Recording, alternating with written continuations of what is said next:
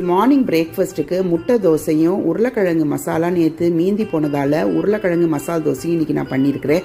அதோட நேற்று வச்ச சாம்பார் வச்சு தான் சாப்பிட போகிறோம். இட்லி மிளகா பொடியும் வீட்டில் திரிச்சிட்டு வந்தது, அது ரொம்ப யூஸ்ஃபுல்லாக இருக்குது இந்த மாதிரி இட்லி தோசையோடு சாப்பிட்றதுக்கு. என் பையன் 5 நாள் லீவ்க்கு அப்புறமேல் இன்றைக்கி டியூட்டி அவன் ஜாயின் பண்ணுறான் 1 o'clock ஷிஃப்ட்டில். அதால் எல்லா வேலையும் அவனுக்கு பண்ணி கொடுத்துட்டான்.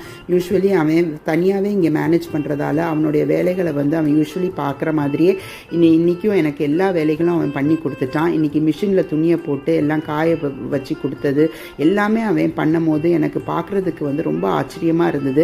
குழந்தைங்களை நம்ம சின்னதுலேயே நம்ம ட்ரெயின் பண்ணி எடுத்தோன்னா குழந்தைங்க எல்லா வேலைக்கும் அவங்க பழகிடுவாங்க.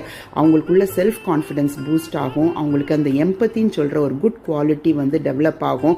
மோரோவர் அவங்க ஒரு ஃபோக்கஸ்டாகவும் இருப்பாங்க. அதில் சின்னதுலேருந்தே குழந்தைங்களை பேரண்ட்ஸ் ஆகிய நாம் சின்ன சின்ன வேலைகள் அவங்களுக்கு கொடுத்து ட்ரெயின் பண்ணி எடுக்கும் போது அது பிற்காலத்தில்